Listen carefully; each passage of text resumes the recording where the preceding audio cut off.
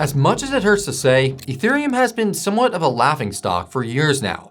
Everyone calls it slow and expensive, while competing blockchains like Solana boast higher speeds, lower costs, and a simpler user experience. As far more DEX activity has been taking place on Solana, even the most diehard ETH holders have had a hard time defending Ethereum. But not anymore. Ethereum is making a comeback, and the numbers don't lie. Back in January this year, Ethereum was processing around $53 billion on its DEXs. That sounds like a lot until you realize that Solana was processing around $116 billion. Put differently, Solana was handling 218% of the DEX volumes seen on Ethereum. That's no small difference. Solana was leaving Ethereum in the dust.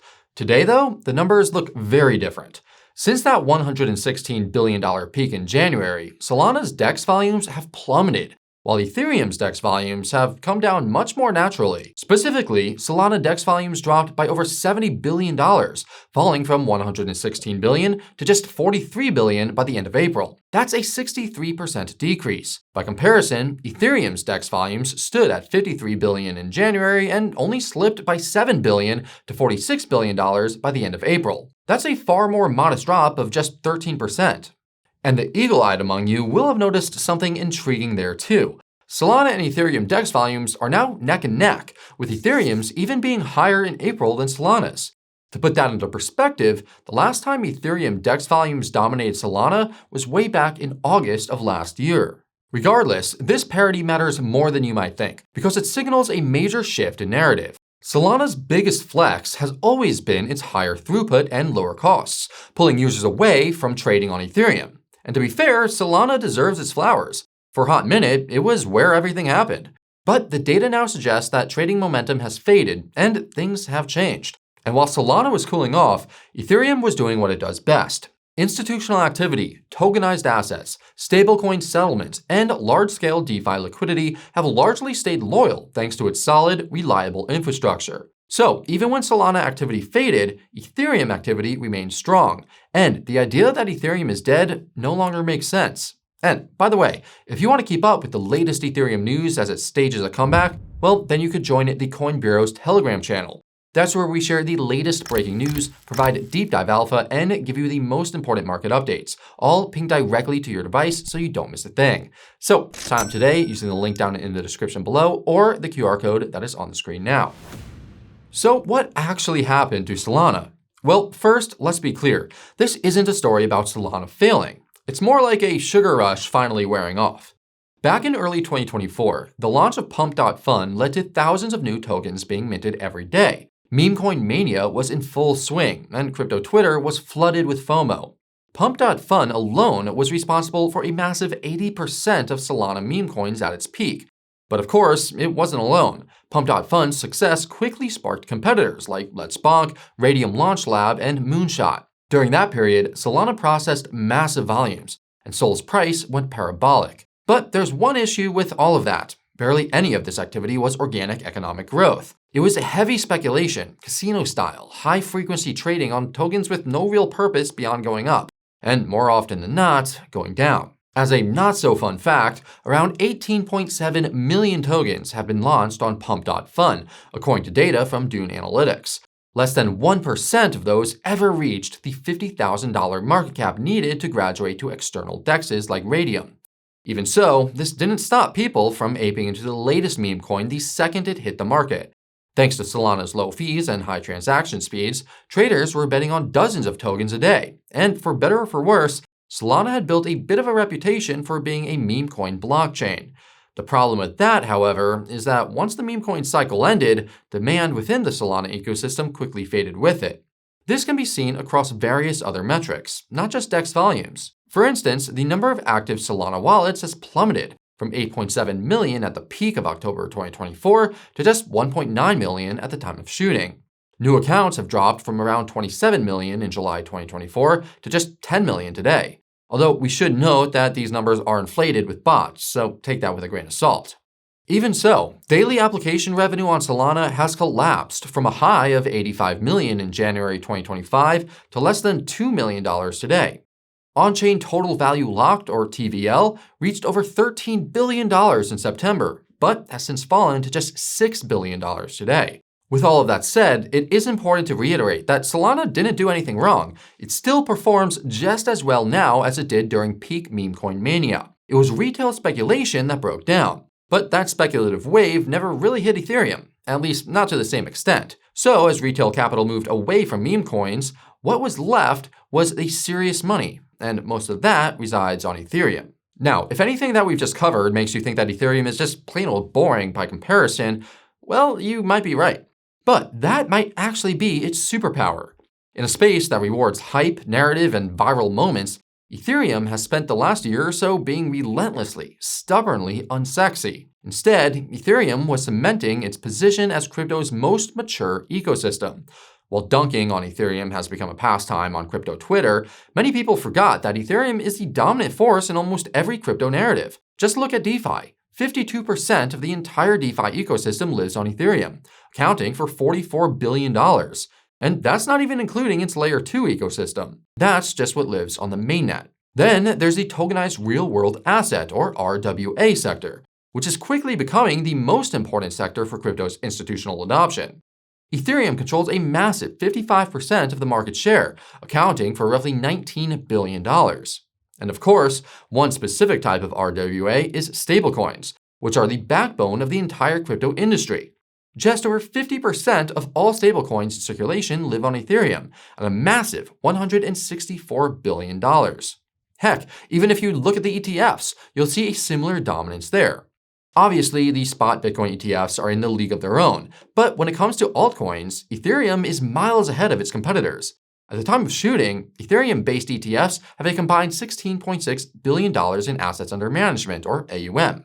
Trailing behind with less than $5 billion are multi-asset ETFs, which consist of entire baskets of cryptocurrencies. Now, what all of this shows is that users would rather go where liquidity is deepest and where the rails are most trusted. It's not exactly exciting. There's no hype around 100x meme coins, but there is liquidity, and this is why institutional capital has chosen Ethereum as its home.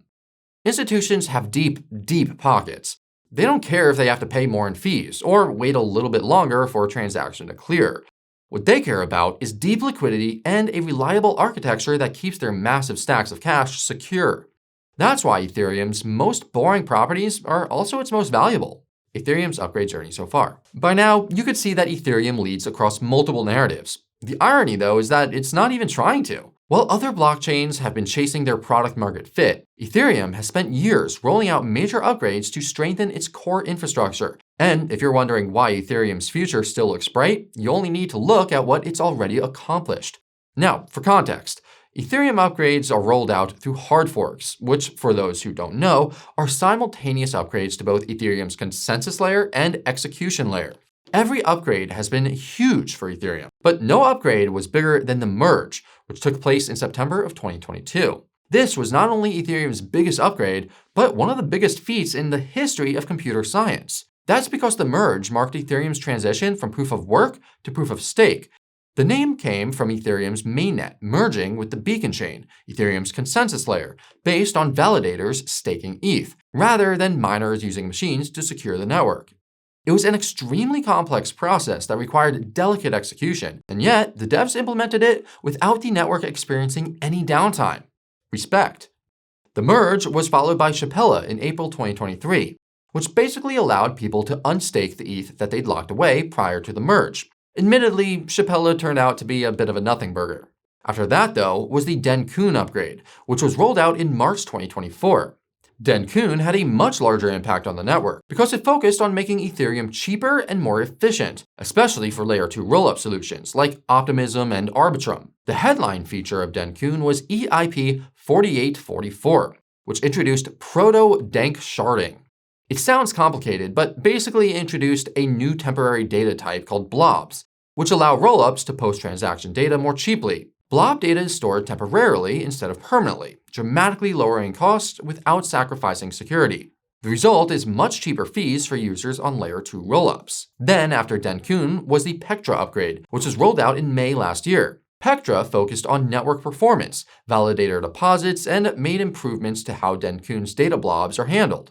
More importantly, though, Pectra brought major improvements to the user experience for both validators and the average user. On the validator front was EIP 7251, which increased the maximum balance per validator from 32 ETH to 2,048 ETH. The practical effect of this was that operators, like staking pools and institutions, can consolidate their validators into fewer units.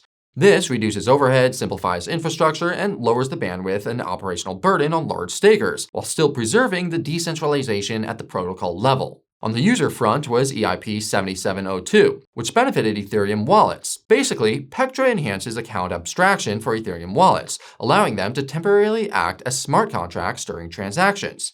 This lets them run custom code, unlocking new possibilities like more secure transactions, gasless transactions, transaction batching, and improved recovery options, all of which are major improvements to the user experience. And this brings us to the most recent upgrade, Fusaka, which was rolled out in December last year. Fusaka focused on making Ethereum even more scalable and introduced a novel concept called peer-to-peer data availability sampling, or peer DOS for short.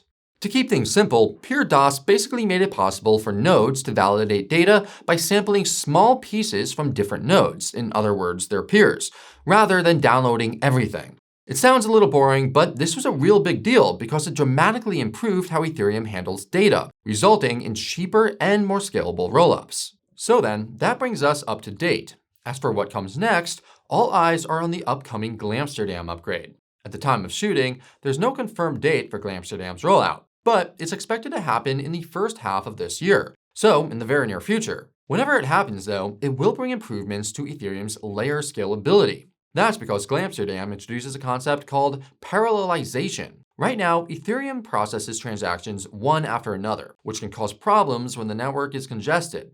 Glamsterdam changes this so multiple transactions can be processed in parallel, making the network run much faster, even during busy periods. Then, after Glamsterdam is the Hygota upgrade, scheduled for the second half of 2026. Hygota's details are still being ironed out, but the idea is to shift focus from block production to statelessness and state expiry. It's a mouthful, but in simple terms, it just means that Ethereum nodes won't need to store an entire blockchain history anymore. Naturally, this will be a major improvement to network efficiency, which should drastically reduce congestion and fees. But it doesn't stop there. Ethereum developers are already mapping out Ethereum's possible evolution throughout the rest of this decade.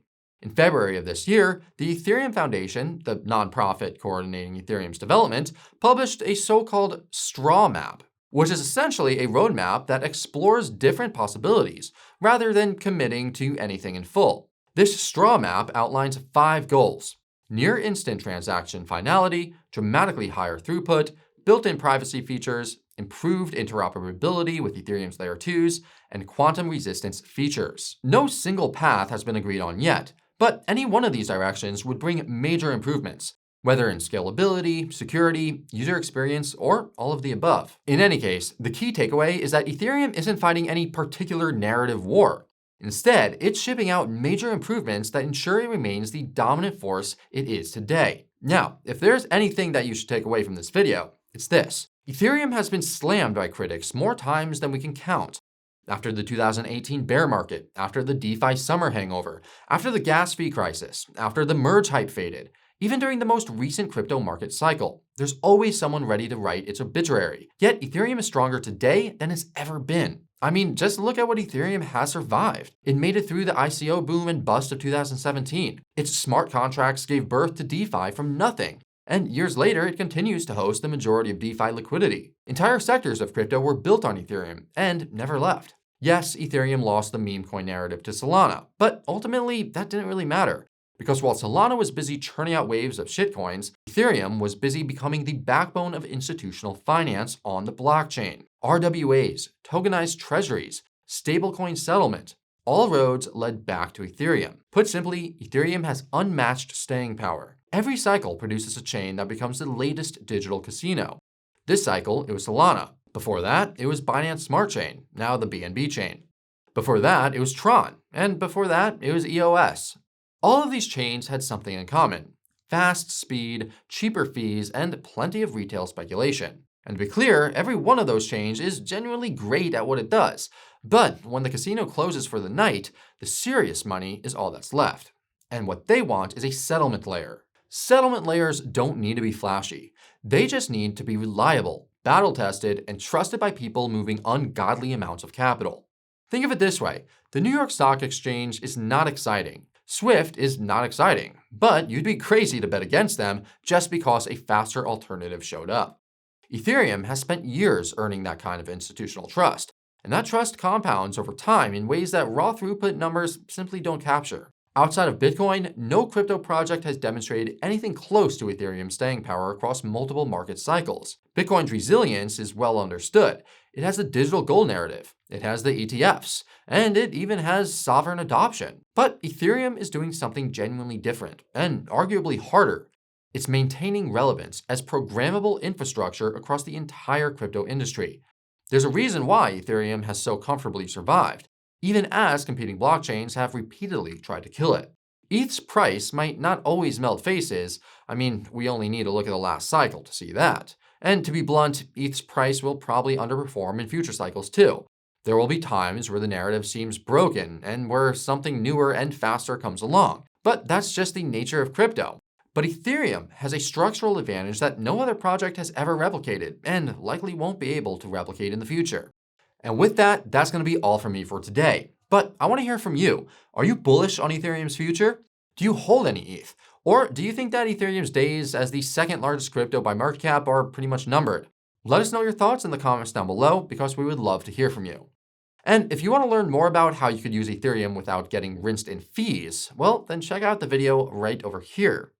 And if you want to learn more about Ethereum's latest Fusaka upgrade and what comes next, well, check out the video right over here. Thank you all so much for watching, and I'll see you again very soon. This is Lewis, over and out.